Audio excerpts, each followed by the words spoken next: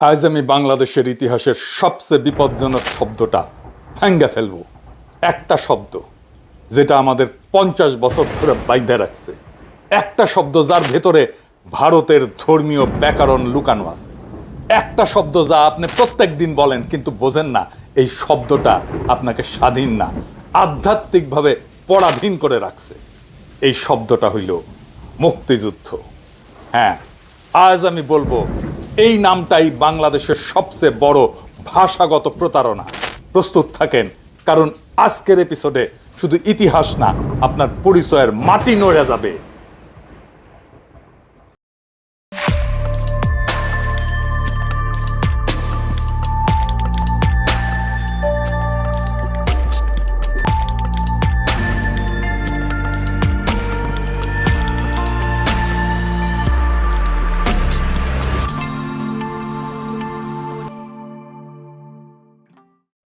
আপনারা দেখেছেন আমার আর ইলিয়াসের কুশপুত্তলিকা জ্বালানো হয়েছে ঢাকা বিশ্ববিদ্যালয়ে। আমি কালে মাইন্ড করেছি, খুবই মাইন্ড করেছি। এই জন্য না যে ওরা আমার কুশপুত্তলিকা জ্বালাইছে, মাইন্ড করেছি যে বেশি লোক হয় নাই। আর অন্য বিশ্ববিদ্যালয়গুলো কি ঘুমাইছে? ওরা কুশপুত্তলিকা দাহ করতে পারলো না, ওরা এই কাম করলো না কে? আচ্ছা ঠিক আছে, আজকে যে পুচ্ছে আগুন লাগানো এপিসোড করব, এইবার কলে 64 জেলায় অন্তত 64টা কুশপুত্তলিকা জ্বালাইতে হবে আমার। পুচ্ছে আগুন লেগে দেব বাকশালী ইন্ডিয়া আর বাঙ্গু সুশীল আর ইন্ডিয়ার নব্য লেসপেন্সার বিএনপির কিনিয়া মুক্তিযুদ্ধ নিয়ে, যেটা আগেই কইছি। আপনারা জানেন আমি এইটারে মুক্তিযুদ্ধ বলি না। এইটারে মুক্তিযুদ্ধ কেন বলা উচিত না সেটা নিয়ে আজকের আলাপ। এই আজকের এপিসোডে আমরা দেখাইব যে মুক্তিযুদ্ধ শব্দ দিয়া আমাদের পুরা জাতিকে 50 বছর ধরে মানসিকভাবে বাইন্ধে রাখা হয়েছে। মুক্তিযুদ্ধ মানে স্বাধীনতা না, মুক্তি না, মুক্তিযুদ্ধ মানে দাসত্ব। কেমনে আসেন এইবার দেখি। আমি আগেই বলেছি বঙ্গবন্ধু নামটা ছিল ভারতের তৈরি একটা সফট পাওয়ার টুল, যা দিয়া বাংলাদেশের মন রাজনীতি নিয়ন্ত্রণ করা হয়েছে। গত এপিসোডে এটা দেখেছেন। আজকে আমরা আওয়ামী বয়ানের পেঁয়াজের আর একটা স্তর সুলবো আর চোখ দিয়া পানি পড়বে বাকশালী আর ভারত দুই জায়গাতেই। একটা প্রশ্ন দিয়া শুরু করি। দুনিয়ায় অনেক দেশ স্বাধীন হয়েছে, তাদের স্বাধীনতার জন্য লড়াই করছে, যুদ্ধ করছে। কোথাও কি তারা তাকে মুক্তিযুদ্ধ বলছে? আমেরিকা বলছে, আলজেরিয়া বলছে, ভিয়েতনাম বলছে, ইন্দোনেশিয়া বলছে, কিউবা বলছে, আয়ারল্যান্ড বলছে। একটাও দেশ তাদের স্বাধীনতার যুদ্ধকে মুক্তির যুদ্ধ বলেনি। কোথাও না, ইতিহাসে নাই, রাষ্ট্রতত্ত্বে নাই, রাজনীতিতে নাই। কারণ তারা জানে রাষ্ট্রের স্বাধীনতা একটা রাজনৈতিক ঘটনা, আর মুক্তি এটা আধ্যাত্মিক ঘটনা। দুইটা শব্দ কখনোই এক হয় না। লিবারেশন ওয়ার বলা হয়েছে, কিন্তু লিবারেশন হইতেছে রাজনৈতিক শব্দ, আধ্যাত্মিক শব্দ না। মুক্তি একটা আধ্যাত্মিক শব্দ। তাহলে কেন মুক্তিযুদ্ধ এই আধ্যাত্মিক শব্দ দিয়া আমাদের স্বাধীনতার যুদ্ধকে সংজ্ঞায়িত করা হইল? কেন? খ্রিস্ট ধর্মে মুক্তিরে বলে স্যালভেশন, লিবারেশন না। হিন্দু ধর্মে এটারই বলে মুক্তি বা মোক্ষ, ইসলামে বলে নাজাত। আমরা পরে দেখব কেন স্বাধীনতার সংগ্রাম আর যুদ্ধকে মুক্তিযুদ্ধই বলা হইল।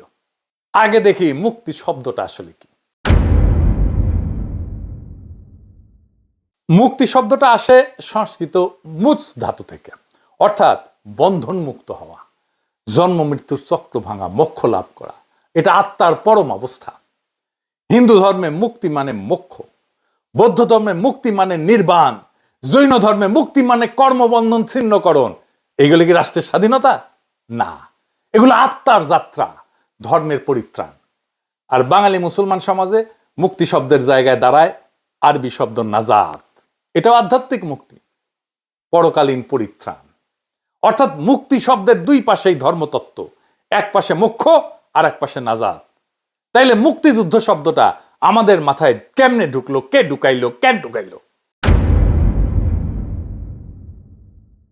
স্বাধীনতা যুদ্ধকে মুক্তিযুদ্ধ বলা এটা কোনো নির্দোষ আবেগ না। এটা ছিল এক ধরনের ভাষাগত ইঞ্জিনিয়ারিং, যার উদ্দেশ্য ছিল আমাদের স্বাধীনতার অর্থটাই বদলায় দেওয়া, এমন ভাবে বদলায় দেওয়া যাতে সেটা ভারতের তৈরি ন্যারেটিভের ভেতরে পড়ে।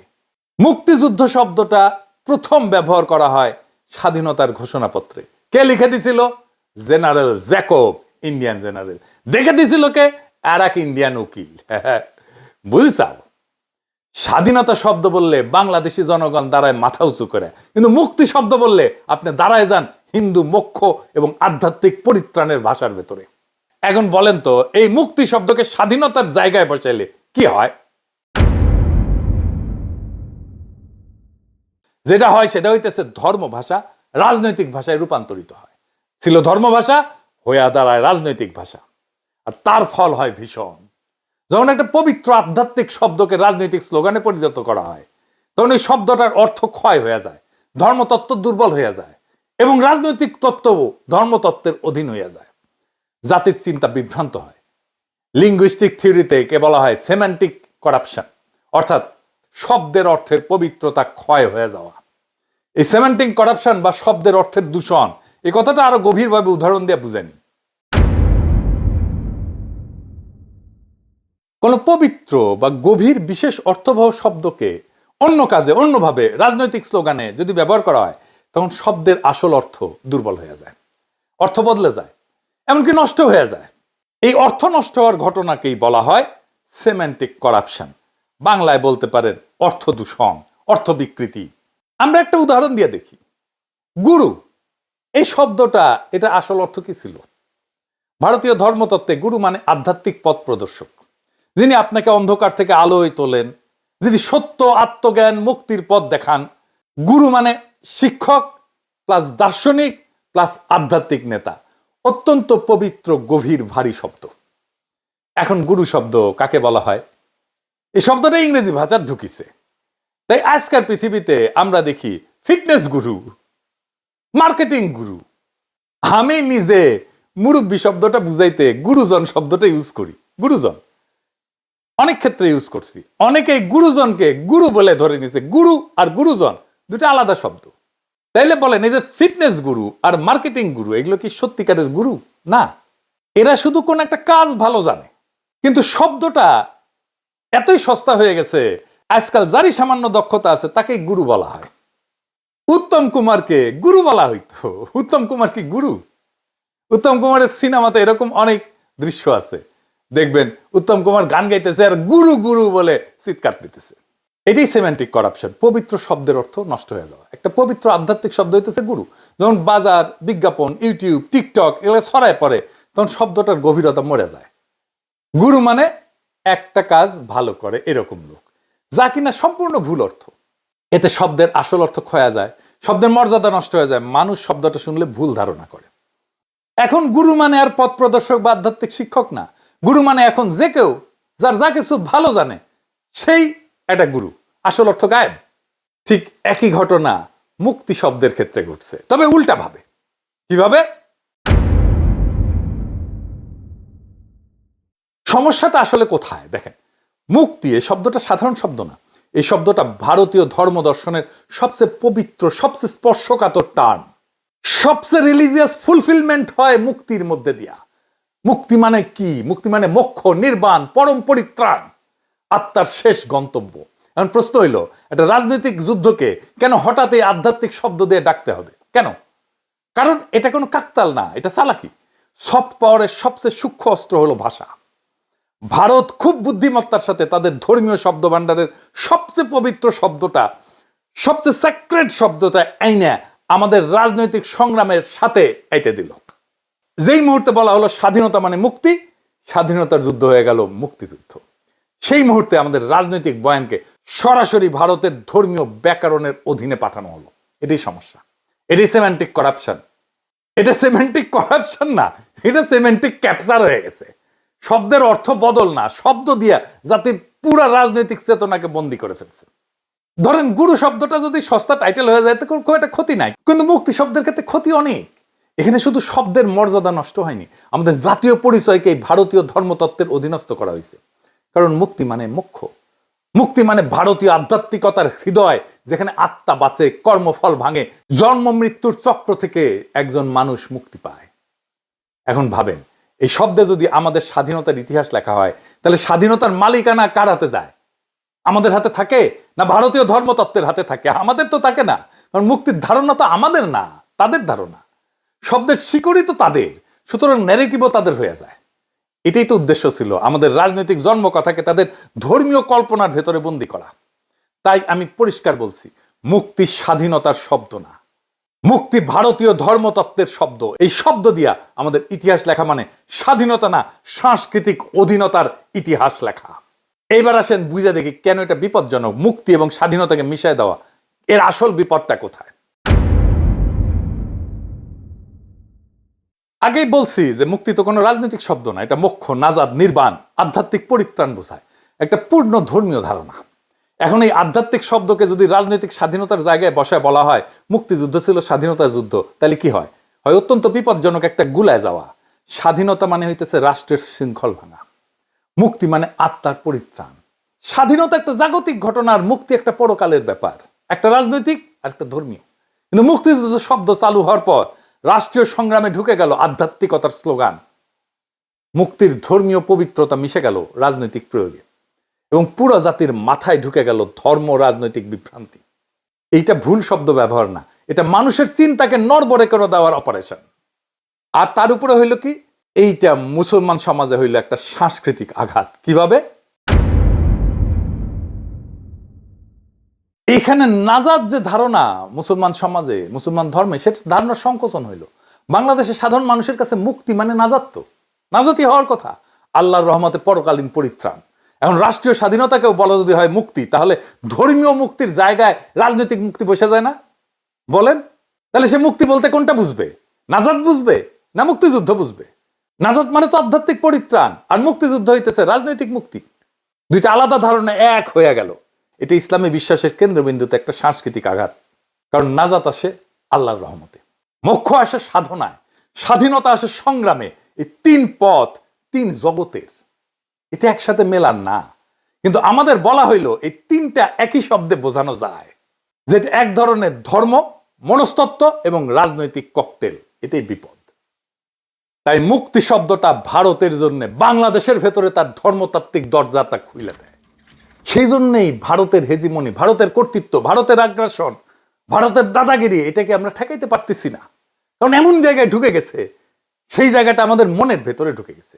এমন ধরেন বলা হয় বাংলাদেশ মুক্তি পাইছে, ভারতীয় সেনারা সেই মুক্তিতে সহায়তা করছে। তাহলে এই বাক্যটা পুরা বয়ান উল্টায় দেয় না?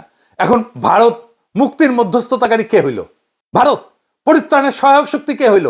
ভারত। মুক্তির নৈতিক মালিক কে হইল? ভারত। এটা রাজনীতি না, এটা সরাসরি ধর্মতাত্ত্বিক অবস্থান, যেখানে নাজাত হয় খোদা তাআলার দয়ায়, তার মেহেরবানিতে।